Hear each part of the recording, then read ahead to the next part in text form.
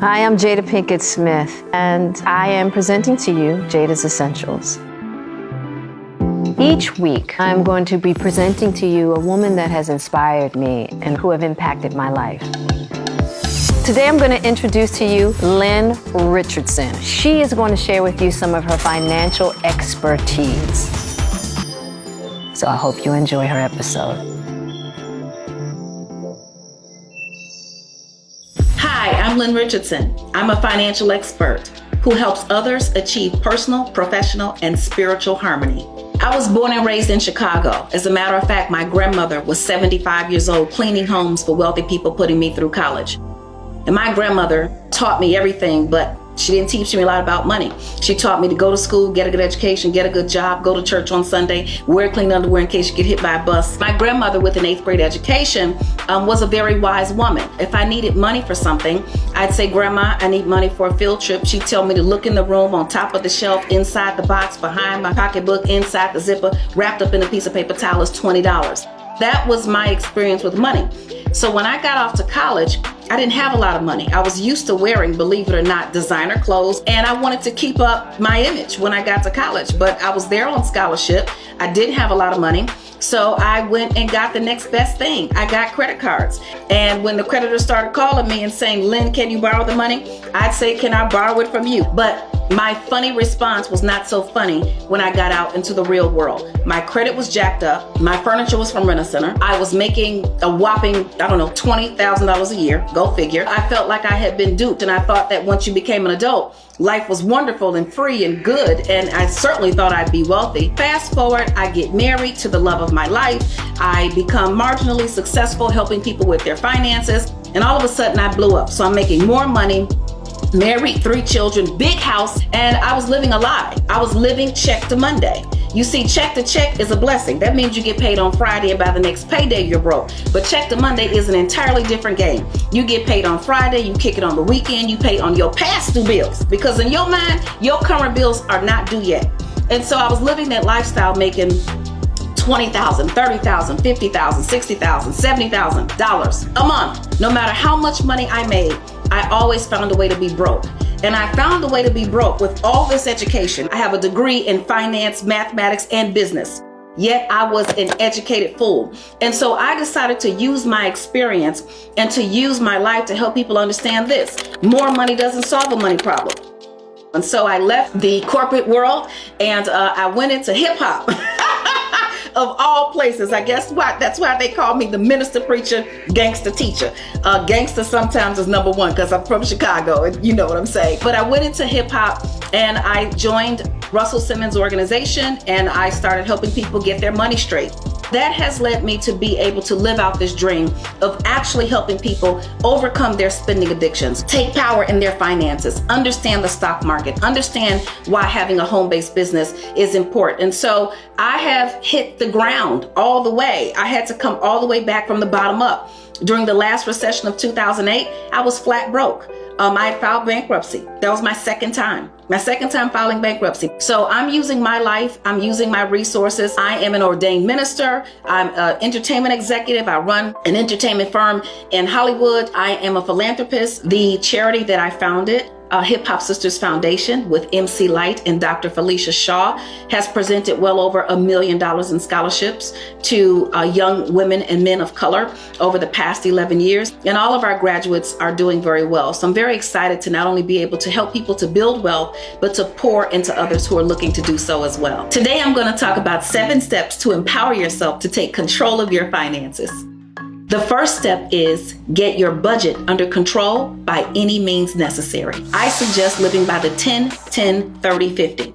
The first 10% of every dollar you get, you tithe. That's right, tithe.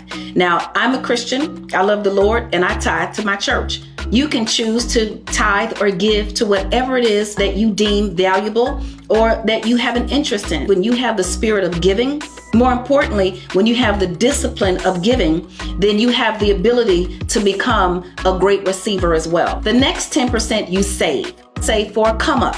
You see, when you get an opportunity to buy an asset for a low price and then sell it at a high price, you get to come up.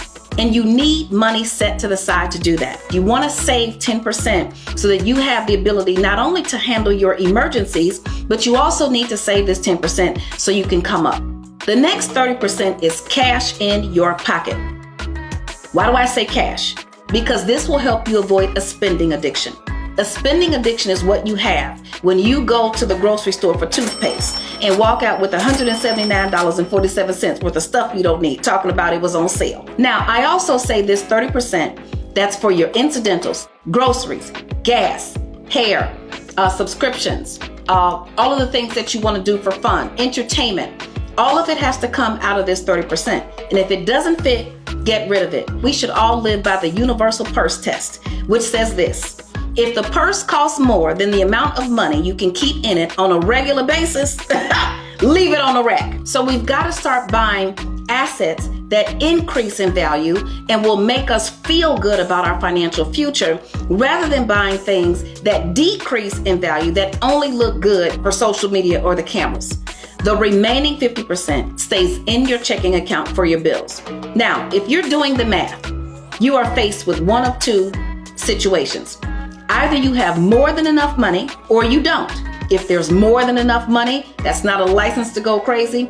If there's not enough money, you are facing a reality. You do not need to have anxiety because you don't have enough money. You need the courage to get rid of the things that do not fit. Step 2 is eliminate debt. Why? Because there's a middleman between you and your wealth. You're looking for your money? Well, your creditors have it. It's called interest. Interest is earning the money that you could actually earn. When you pay interest to your creditors, then they are using that money to make money. Well, guess what? Money says, I will work for you if you let me.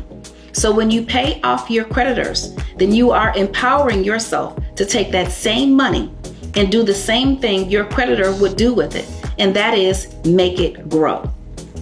After you get your budget under control, you want to start to pay off your debt using the debt snowball method. That extra money that you have left over in your 50% for your bills, now you can take some of it and apply it to the lowest balance that you have. Next, you're going to take the money that you were paying on the first credit card that you paid off and now apply all of it to the second credit card.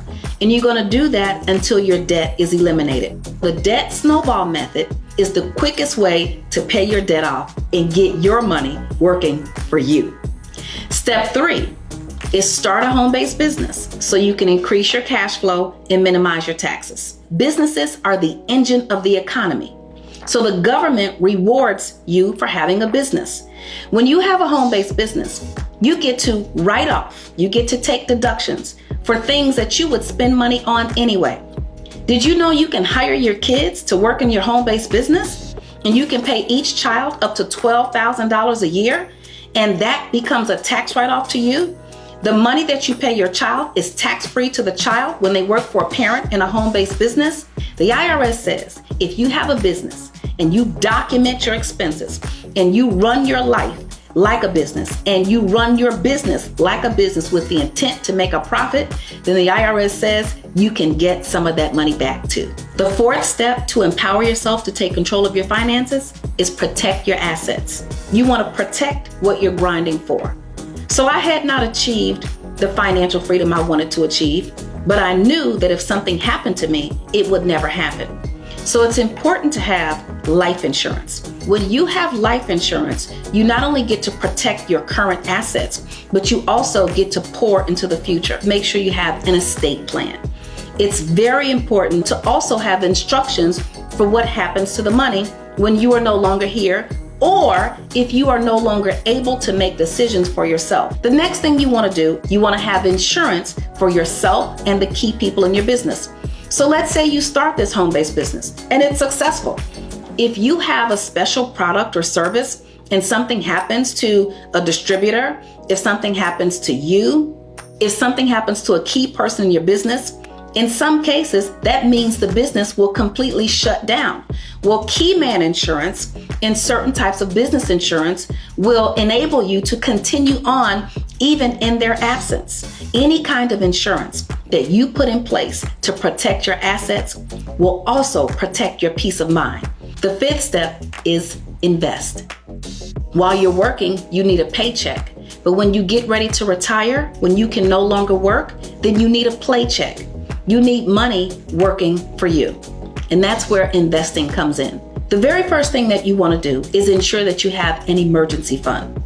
You want to have at least 3 months of living expenses before you start to invest. The goal, however, is to have at least 1 year of living expenses. So in investing, you want to start with your 401k. If you do not have a 401k, you want to start with your mutual fund. You don't want to stop there because a 401k and a mutual fund are advanced savings accounts. It simply means once you spend the money, it's gone. Next, you need an annuity or a pension. And then you also want to consider other assets. You may want to invest in gold. You may want to invest in silver. Whatever it is that you decide to do, start with the things that you are familiar with, get educated about it, and then go from there. Number 6, buy real estate.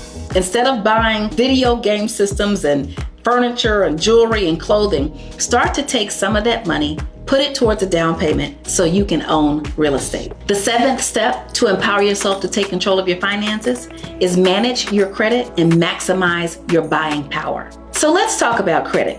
Credit is the thing that makes many people nervous. We don't know how the score is created, yet the score runs our lives. But I want you to treat your creditors as you'd have your debtors treat you. If you cannot pay your creditors, don't run, don't hide, don't ignore the phone calls. Pick up the phone, and this is what you say: I don't have it. Tell the truth, especially during a time when there's a pandemic or some other catastrophic situation happening. So when you cannot pay your creditors, you want to communicate. You want to ask for the maximum allowable time to avoid paying the debt. You want to ask for the maximum extension. You want to ask for the maximum moratorium. You want to ask for the maximum deferment, or anything that they're offering that will excuse your payments without it impacting your credit score.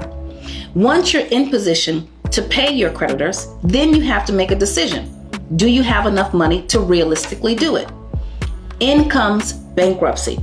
Now, this is not a solution for everyone, but it's certainly something to consider. The first thing you need to understand is this: bankruptcy is not a tool or a sign that you're poor. Bankruptcy is how the wealthy maintain wealth. But unfortunately, when we don't have a financial education, we think bankruptcy is the worst thing ever. And by the time we file bankruptcy, broke was 62 stages ago. And so this is the cherry on top. Getting your credit straight so you can maximize your buying power so you can be financially free and take control of your finances.